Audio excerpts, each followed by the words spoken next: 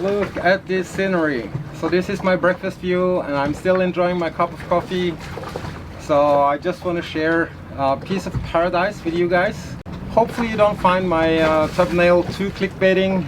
That's not my intention. I don't like to over dramatize things. I just try to say it as it is. But it could be quite interesting situation.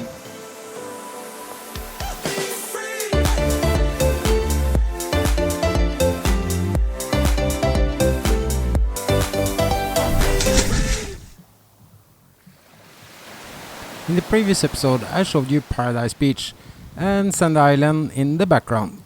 I'm going to move Be Free to Sandy Island, but first I wanted to check out Hillsborough, which is the town, and later White Island on the southeast side of Carriacou.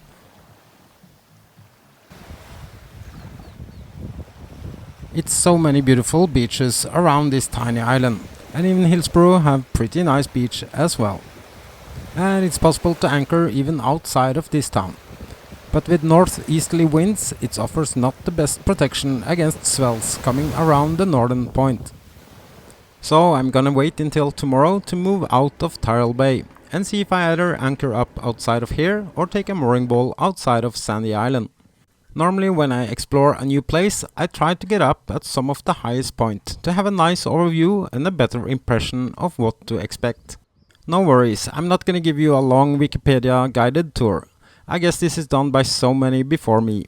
I'm only giving you a glimpse of my impressions without reading up lots of facts. Street dogs is very common sight in lots of Caribbean islands, and some islands have more than others, but they are mostly pretty friendly and laid back in a good Caribbean style.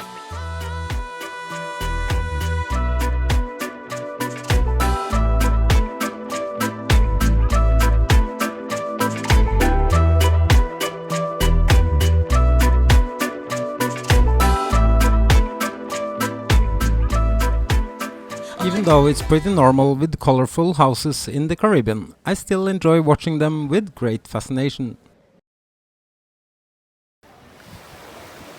It doesn't look too bad in this bay now, and wind is supposed to come down even more. So tomorrow I'm planning to move Be Free from Tyrrell Bay to Sandy Island. When I'm sailing I enjoy strong winds, but while at anchor I prefer it to be calm and not too rolly. Back on board for a lunch to pack my bag for a trip to the White Island. One of the benefits of having a fast dinghy is you extend your range for adventures quite a bit, and today's destination is only 2.8 nautical miles away.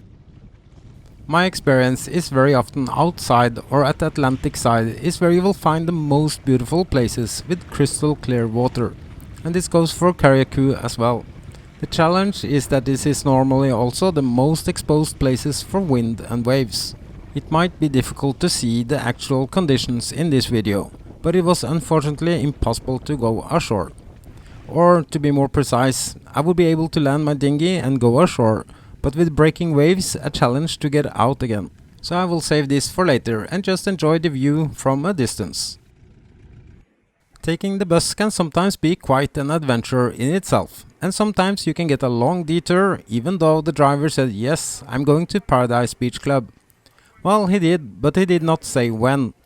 And to make it even more fun, suddenly I was back where I started, and now just had to wait for him to run into a store to buy something.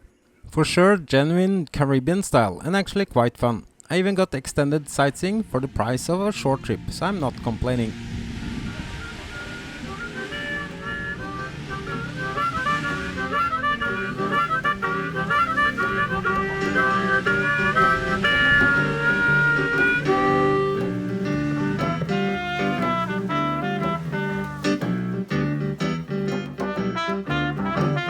If you ever wonder what Jack Nicholson is doing nowadays, I believe you can spot him here in Carriacou playing in a blues band.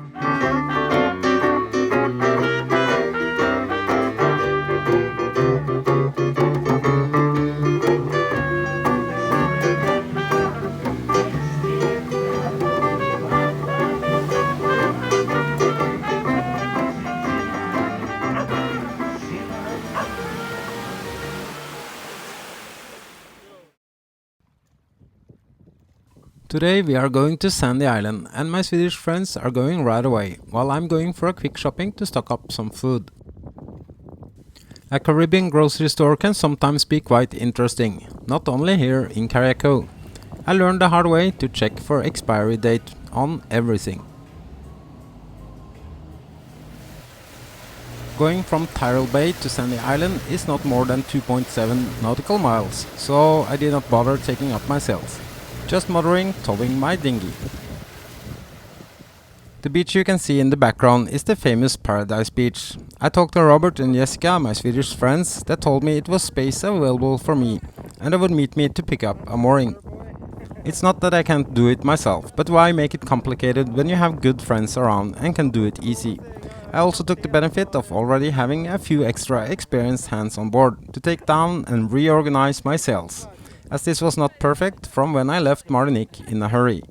And of course, after everything was done with help from my awesome friends, it was time to have a cold beer and thank them for the help.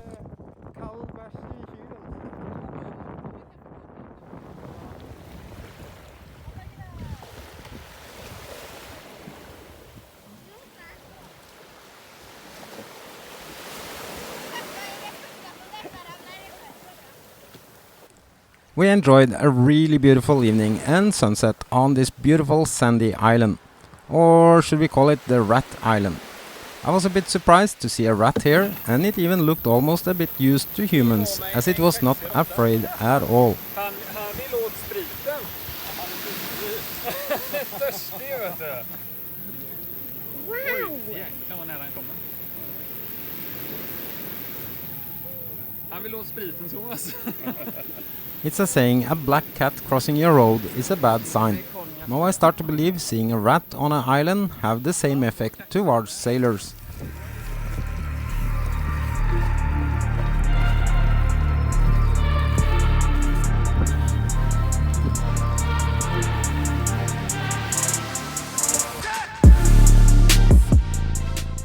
Suddenly I woke up with a weird feeling, something was not right. It's difficult to describe, but I just call it my sixth sense. Coming out the cockpit, I could clearly see why, because I was swinging different than the others. Then my anchor alarm went off and I started laughing. No shit, I'm dragging. Well, at least that was a nice backup to have, and also to see that it was actually working. So I think it was a little bit more dramatic for my neighbors than it was for me, because they were like on their transom of the boat doing like this. And I was tempted to shout over to them and ask if they were in distress, and that I just have a little situation I have to sort out on my own first, and then I can come and help them. Because it looked to me like they were fine. I was the one that had slightly challenge. But I mean, one of the things is you just have to relax and get an overview. I walked around, I instantly started my engine and just kept it in neutral. I walked forward to see if I was dragging the entire mooring or if it was just the lines that was snapped. I have once before been dragging with the mooring, so that's the reason why I wanted to make sure I was still not attached to it. Also, a good thing to do is to make sure that there is no ropes hanging around, or that it's other mooring bolts or fishing gears around you, so you don't get shit in your propeller, because in a situation like this the margins are small and you just want to make sure. So just take your time, there is no stress. I mean, you don't drift that fast, so it's better to be safe and have the full overview before you start to move your boat. And I had all the time in the world, so it was really no stress. I moved out to deeper water and looked at the map, and because it was a bit windy and rain, I just dropped my anchor, and already being up, I made a coffee as well. Safely anchored, I wanted to inspect the mooring I was attached to, just to see if I could find out what happened, and of course to see if this was something to learn from this episode. Mooring itself was good, however the hook I was attached to was not that good.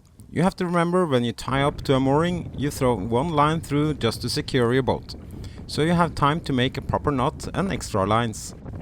The first rope that went through covered the problem, and we could not see how bad this was. Where I'm from, you are not allowed to use metal hooks or shackles, as they destroy the moorings, as you can see here. But from now on, I'm gonna be the one that also destroy moorings, with a metal shackle instead of ropes when I'm forced to stay on a mooring. I tried to tell the rangers here that they should do something with the moorings, as they are dangerous. I also said I was not interested in paying money, for this could be quite expensive and also cost me several ropes. They said it was my own fault and claimed I had used it wrong. I did not want to argue, so I just paid for my stay, but was thinking to myself they could be right, as I'm for sure no mooring expert, because I actually hate moorings. However, I have survived pretty well on the mooring, even through a hurricane, so I cannot be that hopeless. And now later there were also other boats that broke loose from the moorings here due to the same problems, so it was at least not only me. Luckily, I'm allowed to stay on my own anchor here in this beautiful place, but I still have to pay 51 EC dollar per night, which equals to 15 euros or approximately 16 US dollars. So they should make enough money here to at least make sure their moorings are safe. Staying happy on my trustworthy anchor, it's time to just enjoy this beautiful scenery and to hang out with my friends here.